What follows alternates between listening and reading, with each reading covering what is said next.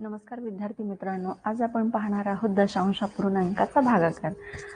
चला, अतिशय सोपी कन्सेप्ट आहे. याच्यामध्ये आपण काय पाहणार आहोत तर दशांश अपूर्णांकाचा भागाकार कसं करणार, त्यानंतर त्याची मेन कन्सेप्ट, बेसिक कन्सेप्ट पाहणार आहोत. त्यानंतर नवोदयचा प्रश्न, स्वाध्याय आणि होमवर्क सुद्धा मी तुम्हाला देणार आहे. त्याच्यामुळे व्हिडिओ शेवटपर्यंत पाहायचा, जेणेकरून तुम्हाला करेक्ट उत्तर तिथं नोंदवता येईल. ओके, पहा या ठिकाणी नियम काय आहे तर भाजकाला पूर्णांकाचे रूप द्यायचं आहे, तुम्हाला भागाकार करायचा आणि त्यानंतर भागाकार करताना भाज्यात जेव्हा दशांश चिन्हाशी येऊ आपण तेव्हा भागाकारात दशांश चिन्ह द्यायचं आहे. आता एवढा मोठा नियम आहे आणि तो आपण कशा पद्धतीने तिथं वापरायचं हे तुम्ही शिकल्यानंतर नक्कीच तुम्हाला काय वाटणार आहे, त्यानंतर सोपा वाटणार आहे. पहा, आता यानंतर आपण थेट उदाहरणाकडे वळूयात. उदाहरण समजून घ्या, म्हणजेच तुम्हाला अशा पद्धतीचे दशांश अपूर्णांकाचे उदाहरण लगेच चुटकी सरसर सोडवता येणार आहे. ठीक आहे, मग या ठिकाणी बघा, आपलं उदाहरण आहे 1.26. उदाहरण बघा व्यवस्थित, 1.26 उदाहरण आहे भागिले 0.2. ठीक आहे, मग हा बघा 1.26 भागिले 0.2. तुम्हाला अशाही पद्धतीनं याचं मांडणी करता येते, कारण की जो हा भागाकार आहे बघा, भागाकाराच्या नंतर 0.2 ही जी संख्या आहे याला आपण भाजक सुद्धा म्हणतो. म्हणजे या पद्धतीनं तुम्हाला मांडता येते, किंवा भागाकाराच्या गाडीत जर मांडायचं असेल तर 0.2 हा काय बाळांनो, 0.2 हा भाजक आहे आणि 1.26 काय आहे, तो भाज्य आहे. ठीक आहे, तो डिव्हिडंड आणि हा डिवायझर. अशा पद्धतीनं अंश छेद रूपात तुम्हाला मांडून घ्यायचं आणि त्यानंतरच भागाकार करायचा आहे. अतिशय सोपी टेक्निक आहे. बघा, या ठिकाणी मी एक स्थळ दशांश चिन्ह जे आहे ते संख्येच्या उजवीकडे नेलं छेदातलं, मग अंशस्थानचं सुद्धा त्याच पद्धतीनं करायचं. एक घर किंवा एक स्थळ दशांश चिन्ह उजवीकडे न्यायचंय.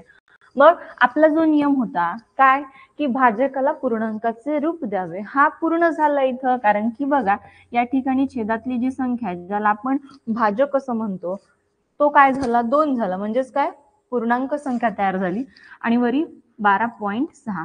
या पद्धतीनं सगळ्यांनी प्रत्येक उदाहरणात जेव्हा तुम्हाला दशांश अपूर्णांकाचा भागाकार करायचा आहे तर हा नियम व्यवस्थित लक्षात ठेवा. त्यानंतर आपण नेहमीचा जसा भागाकार करतो त्या पद्धतीनंच करायचंय, पण ज्या ठिकाणी दशांश चिन्ह येतं तिथं तुम्हाला द्यायचंय. बघा कसं, बेक बे, बेसक 12, पॉइंट आलं, मग पॉइंट येणाऱ्या उत्तरात सुद्धा तुम्हाला द्यायचं आहे आणि त्यानंतर बेत्रिक 6. सो फायनल आन्सर तुमचं या ठिकाणी येणार आहे 6.3.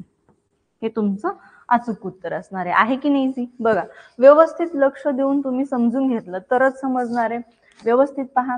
आता हे या उदाहरणात जर तुम्हाला थोडंफार समजलं असेल तर पुढचं 100% समजणार, कारण की तीच कन्सेप्ट प्रत्येक ठिकाणी तुम्हाला वापरायची आहे. पहा, दुसरं उदाहरण तुमच्या स्क्रीनवरती आलेले. बघा काय उदाहरण आहे, 33.6 भागिले 0.002 असं हे उदाहरण आहे. मस्तपैकी मांडून घ्यायचंय.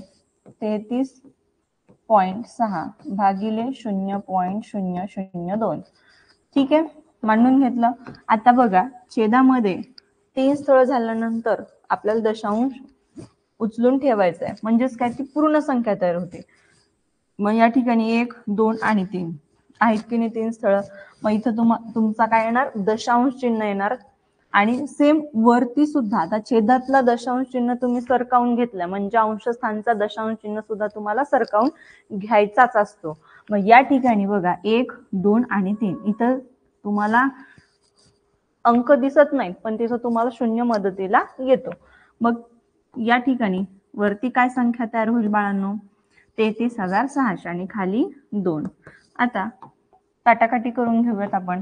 बेक बे, बेक बे, बेसक 12, बेआटी 16, बेशून्य शून्य, बेशून्य शून्य. सो तुमचं अचूक उत्तर येणार 16,800. हे तुमचं फायनल आन्सर येणार. बघा, त्यानंतरचं पुढील उदाहरण पहा.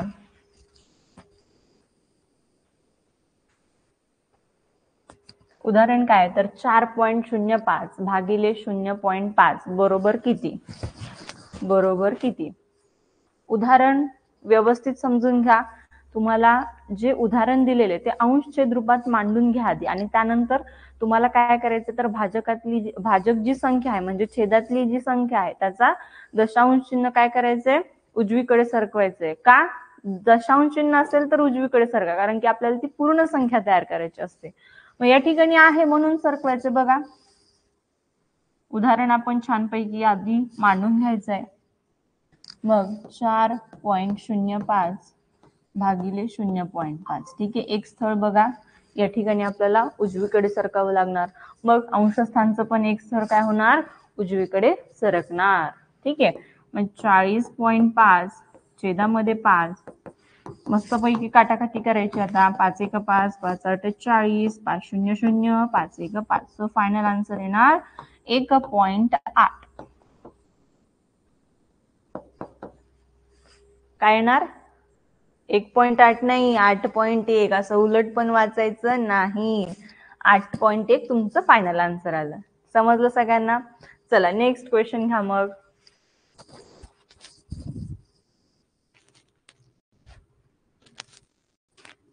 पुढचा प्रश्न पहा बाळांनो.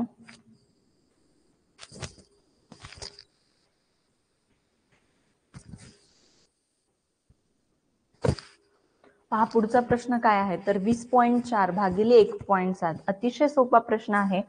आता या ठिकाणी सुद्धा आपल्याला प्रथम उदाहरण जे आहे ते अंश छेद रूपात मांडून घ्यायचं आहे. मग या ठिकाणी 20.4 भागिले 1.7. ठीक आहे. मग पटकन लगेच काय करायचं, दशांश चिन्ह आपल्याला उजवीकडे सरकावून घ्यायचंय. मग वरचं सुद्धा एकच स्थळ काय होणार, उजवीकडे सरकणार. जेवढं तुम्ही दशांश चिन्ह छेदातलं उजवीकडे जितकी घरं सरकवणार तितकीच घरं अंशस्थानचं सुद्धा दशांश चिन्ह सरकत असतं. ठीक आहे. मग या ठिकाणी पहा वरही संख्या तयार झाली 204 आणि खाली झाली 17. समजलं? आता आपण काटाकाटी करून घ्यायची पटकन. मग 17 1 17, 17 1 17. मग 20 मधून 17 कट झाले म्हणजेच मायनस करायचे तुम्हाला, बाकी राहते 3 शिल्लक आणि 17 दोन्ही 34. सो फायनल आन्सर येणार बाळांनो 12. ठीक आहे. हे तुमचं अचूक उत्तर असणार आहे. समजलं का सगळ्यांना? ओके. चला आता त्यानंतर आपण पुढे जाऊया. 5वं उदाहरण पहा. पहा 5वं उदाहरण.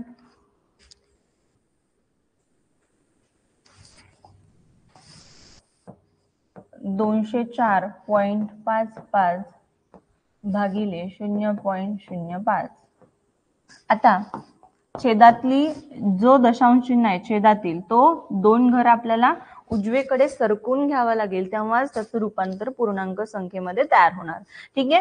मग खालचा दशांश चिन्ह जेवढी घरं उजवीकडे सरकतोय तेवढीच घरं वरचा सुद्धा दशांश चिन्ह म्हणजे याचाच भाऊ कुठे सरकणार, 2 घरं उजवीकडे. ठीक आहे. आता बघा तुमचा मोठा भाऊ मोठावाला 2 चॉकलेट आणली तर बारक्या त्याच्या बहिणीला पण 2 चॉकलेट द्यावीच लागणार. त्या पद्धतीनं तुम्हाला क्रायटेरिया इथे लक्षात ठेवायचंय की जेवढी दशांश चिन्ह छेदातला जो दशांश आहे आपला, जेवढी घरं आपण उजवीकडे सरकू तेवढीच घरं अंशातील सुद्धा दशांश चिन्ह सरकत असतो. मग इथं पहा हा सुद्धा 2 घर कुठे सरकला, उजवीकडे.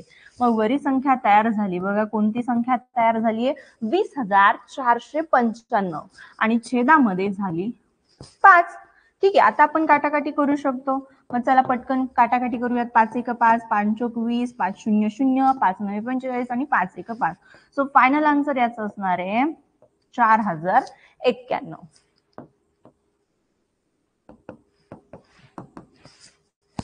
समजलं सगळ्यांना? आहे की नाही सोपं? ओके. चला आता यापुढील प्रश्न घ्या बाळांनो.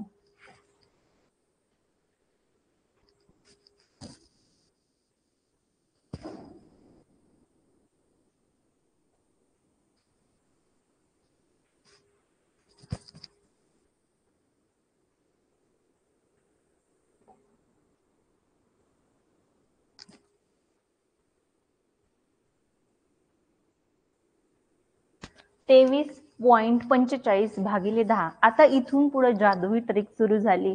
कशामुळे म्हणते ती बघा, लक्ष द्या. या ठिकाणी 23.45 भागिले 10 म्हणजे भागाकारात 10. इथं भाजक काय आलेला आहे, भाजक ही संख्या 10 आहे म्हणजे एकावर एक शून्य. जेव्हा तुम्हाला दशांश अपूर्णांकाचा भागाकार करताना भाजकामध्ये 10, 100, 1000, 10,000, लाख, 10 लाख किती एकावर किती शून्य असू द्या, नो मॅटर, तेवढी आली आणि तुम्हाला भागाकार करायचा आहे, मग अतिशय सोपं आहे. टेक्निक लक्षात ठेवा, जेवढी शून्य छेदामध्ये आहेत, एकावर जेवढी शून्य छेदातल्या संख्येमध्ये आहेत तेवढाच वरचा जो दशांश चिन्ह आहे तो डावीकडे सरकत असतो. आता बघा या ठिकाणी तोच नियम वापरून आपल्याला इथून पुढची जी 2-3 उदाहरणं आहेत ती सोडवायची आहेत.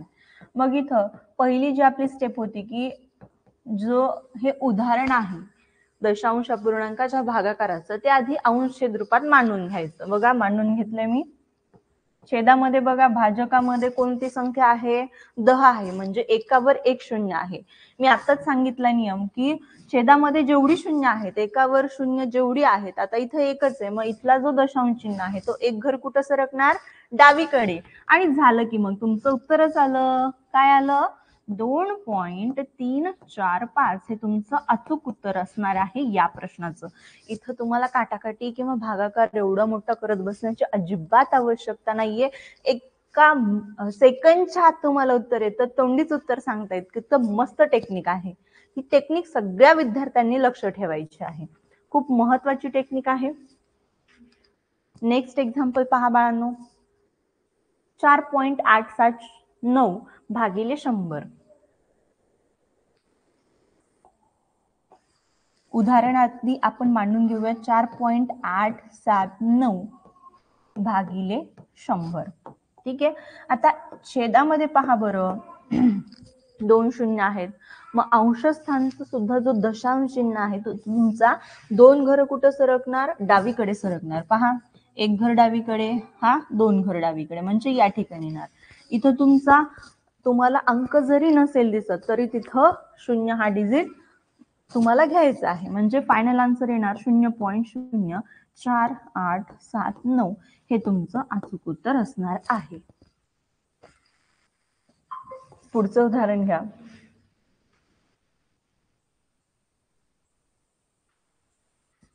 एक 1.234 भागिले 1000. उदाहरण व्यवस्थित पहा.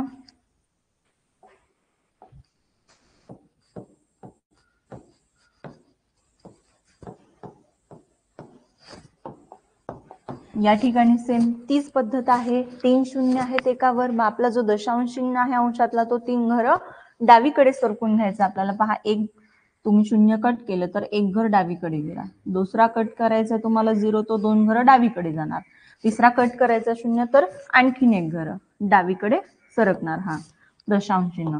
मग तुमचं अचूक उत्तर येणार 0.00123 हे तुमचं अचूक उत्तर येणार. बघा इथे तुम्हाला 2 शून्य त्या ठिकाणी घ्यावे लागतील, म्हणजेच काय 0.001234 हे तुमचं अचूक उत्तर असणार आहे. चला पुढील उदाहरण घ्या.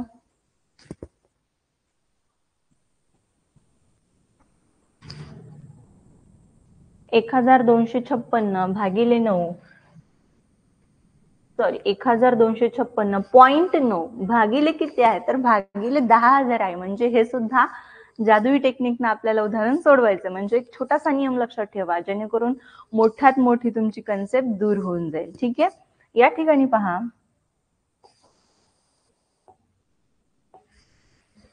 1256.9 भागिले 10,000. आता इथं एकावर 4 शून्य, म्हणजे हा जो दशांश चिन्ह आहे तुम्हाला 1, 2, 3 आणि 4 घर कुठं सरकून घ्यावा लागेल, डावीकडे. म्हणजे फायनल आन्सर तुमचं असणार 0.01256.9 हे तुमचं अचूक उत्तर असणार आहे. बघा समजलं सगळ्यांना. तर तुम्हाला अशा पद्धतीने येण्यासाठी जो खास नियम मी तुम्हाला सांगितलाय तो तुम्हाला पाठ करावा लागेल, लक्षात ठेवावा लागेल, जेणेकरून अशाच पद्धतीचे एक्झाम्पल तुम्हाला पटकन सोडवता येतील. त्यानंतर पहा आता हा जो प्रश्न आहे, आता आपण एवढं सगळं कशासाठी पाहिलं, तर खास नवोदयचा जो सिलेबस आहे त्याच्यामध्ये आपल्याला हा पाठ आहे, त्यामध्ये तुम्हाला दशांश अपूर्णांकाचा भागाकार करायचा आणि फायनल एक्झाम मध्ये तुम्हाला या पद्धतीचे प्रश्न टाकलेले असतात. मग बघा हा जो प्रश्न आहे हा परीक्षेमध्ये आलेला प्रश्न, नवोदयच्या पुस्तकातील हा प्रश्न आहे. काय प्रश्न आहे बघा, जेव्हा 48.480 ला 8 ने भागावे तेव्हा येणारा भागाकार असेल. हा 2018च्या फायनल एक्झाम मध्ये आलेला प्रश्न आहे बाळांनो. आता हा कसा सोडवायचा, तर आपण ज्या टेक्निक्स पाहिलेल्या आहेत आता त्याच पद्धतीनं हा सोडवायचा आहे तुम्हाला. बघा या ठिकाणी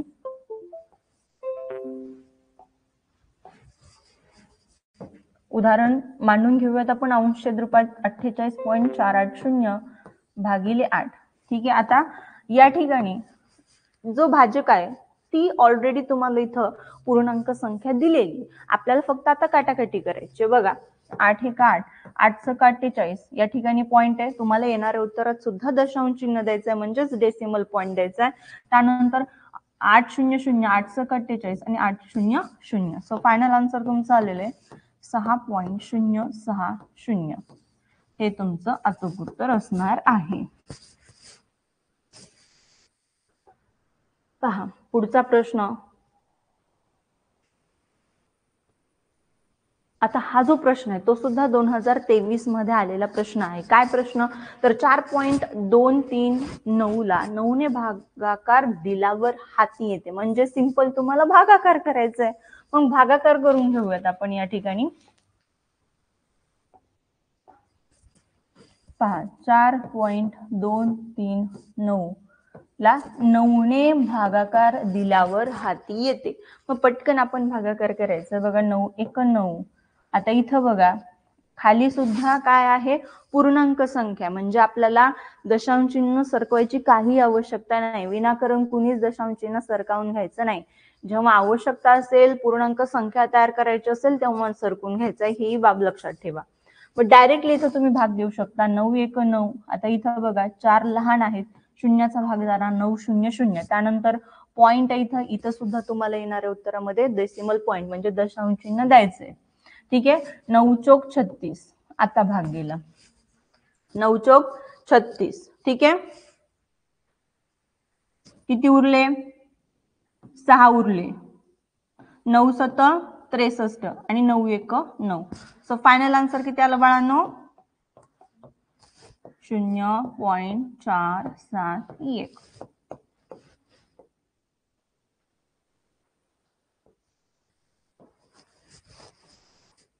आता अशाच पद्धतीचे एक्झाम्पल आपल्याला पुढे पाहिजे, जे की मी तुम्हाला होमवर्कला देणार आहे. सर्व विद्यार्थ्यांनी प्रश्न मस्त लिहून घ्यायचे आहेत आणि कमेंट बॉक्समध्ये याचे आन्सर नक्की द्यायचे आहेत. ठीक आहे. चला व्यवस्थित प्रश्न पहा, लिहून घ्या आणि उत्तर द्यायला विसरू नका. सो थांबूयात आपण या ठिकाणी.